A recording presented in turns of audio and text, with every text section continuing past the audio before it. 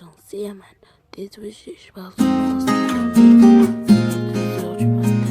Et comme ça, bon, je finis par cours et voilà.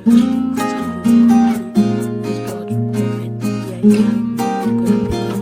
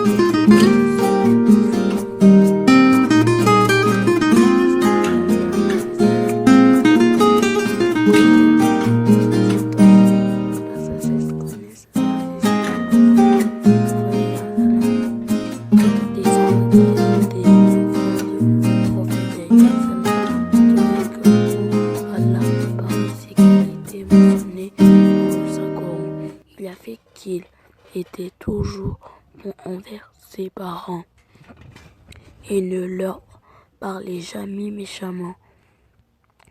Le prophète Yahya al-Salam est mentionné dans la Bible sous le nom de Jean Baptiste. Beaucoup de versets sont consacrés au prophète Yahya al-Salam dans le commandement divin ainsi que dans la Torah. Il incluront aux gens du principe religieux et leur pousser s'éloigner des péchés. Il remplit ses devoirs de prophète et beaucoup de sérieux n'hésitent pas à dire franchement qu'il pensait qu'en mauvaise action avait été transmis. Yahya al-Salam est l'empereur de Palestine. Un jour, le prophète Yahya al-Salam apprit que l'empereur Persie Artotus voulait épouser sa nièce Erdoya. Il était très embarrassé parce qu'elle était mariage s'imposait à la religion et la Torah.